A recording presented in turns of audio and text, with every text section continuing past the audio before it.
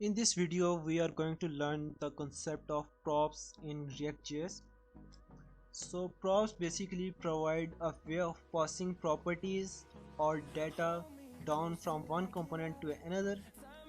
क्या होगा, हम एक component से दूसरे component में data pass कर सकते हैं, ठीक है? कैसे?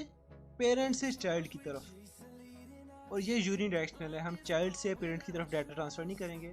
जो पेरेंट कंपोनेंट है, लाइक अगर यहाँ देखा जाए हमारे पास इस एग्जांपल में, तो यहाँ हमारे पास जो ऐप था वो पेरेंट कंपोनेंट था, और उसके आगे ये जो फंक्शनल कंपोनेंट, ये क्लास कंपोनेंट, ये उसके चाइल्ड कंपोनेंट थे ऐप के।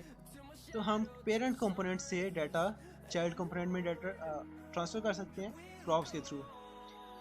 और जो प्रॉप्स हैं वो इम्यूटेबल हैं, मींस ये मॉडिफाई नहीं हो सकती, ये रीड ऑनली है, इसको आप मॉडिफाई नहीं कर सकते।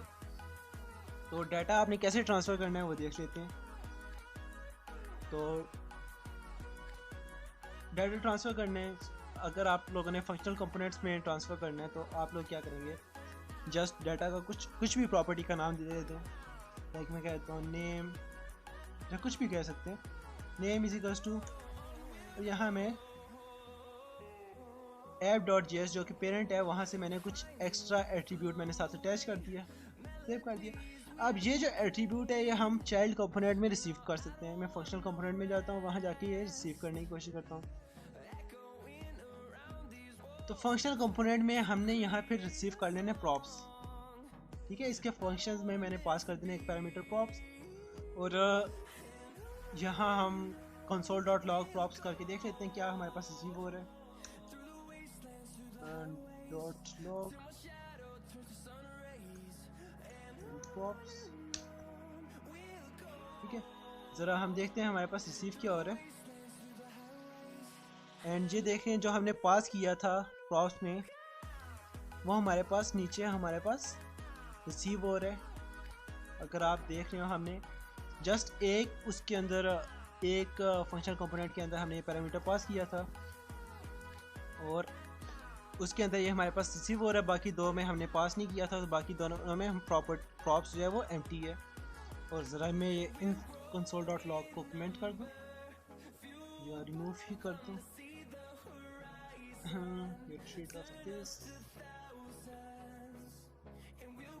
तो यहाँ आप देख रहे होंगे प्रॉपर्टीज़, प्रॉप से हम डाटा पास कर सकते हैं इसी तरह जैसे हमने, और इन दो कंपोनेंट से भी हम जान शुरू कर देते हैं। इसी तरह हम क्लास कंपोनेंट में भी हम डाटा पास कर देते हैं। लाइक यहाँ मैं कह देता हूँ my name is equals to, यहाँ मैं माई नेम, और क्लास कंपोनेंट में भी मैंने डाटा पास कर दिया, और क्लास कंपोनेंट में डाटा मैं रिसीव करूँगा। और यहाँ हम कंस्ट्रक्टर में रिसीव कर लेते हैं, और कंस्ट्रक्टर का बनाने का यहाँ शॉर्टकट है और कॉन्स्ट दिस डॉट स्टेट को अभी रिमूव कर दें, छोड़ दें, इसको हम बाद में देखते हैं। तो क्लास में क्या होगा, कंस्ट्रक्टर आपका प्रॉप्स रिसीव कर रहा होगा, और वो सुपर में जो पेरेंट कंपोनेंट, जो पेरेंट उसका है कंपोनेंट क्लास, उसको ये प्रॉपर्टीज़ पास कर देगा। तो यूँ क्लास में रिसीव होंगी।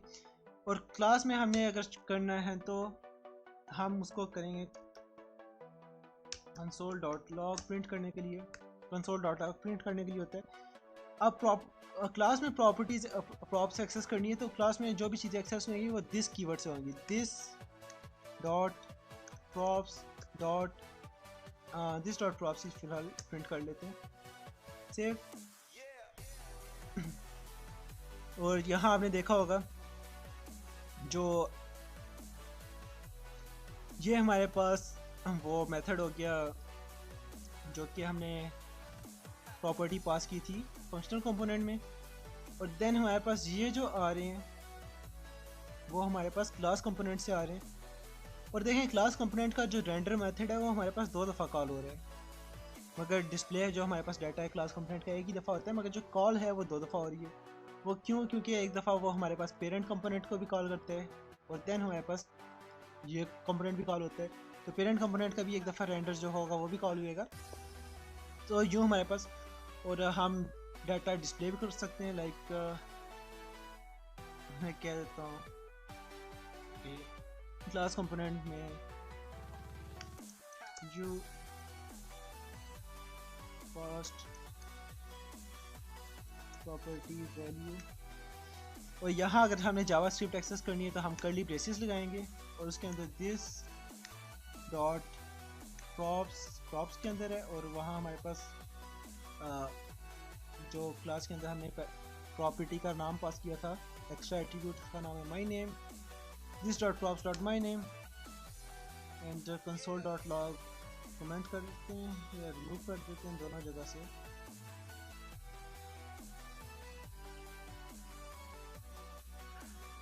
ठीक है, सेव करें इसे एंड यस। अब देखें वो क्लास कंपोनेंट में जो हमने पास किया था यू पास प्रॉपर्टी वैल्यू और उसकी फवाद, और यहाँ से अगर मैं वैल्यू चेंज कर देता हूँ लाइक असद, तो साथ ही वहाँ फ्रंट एंड पे भी वो वैल्यू चेंज हो जाएगी। हम पेरेंट से चाइल्ड की तरफ डाटा हम सेंड कर रहे हैं। तो फंक्शनल कंपोनेंट्स तो मैंने बताया हम इस कोर्स में बहुत कम यूज़ करेंगे, तो फंक्शनल कंपोनेंट में रिमूव ही कर देता हूँ, हम फोकस करते हैं क्लास कंपोनेंट के ऊपर। तो फंक्शनल कंपोनेंट में यहाँ से भी डिलीट कर देता हूँ, और ये उसकी एक इंपोर्ट रहेगी ऊपर से, ये भी इसकी रिमूव कर दूँ फंक्शनल कंपोनेंट की। एंड हम क्लास कंपोनेंट यूज़ करेंगे, उसमें प्रॉपर्टीज़ में हमने वैल्यू कैसे पास करनी है, पेरेंट जो भी कंपोनेंट है लाइक ऐप कंपोनेंट में हम वहाँ से आपने एट्रीब्यूट पास कर देना है, उसके साथ वैल्यू सेट करके पास कर देनी है, और चाइल्ड कंपोनेंट में आपने रिसीव कर लेना है। क्लास में रिसीव होएगी दिस डॉट प्रॉप्स, देन आपके जो एट्रीब्यूट का नाम था इस तरह रिसीव होएगी आपकी प्रॉपर्टी।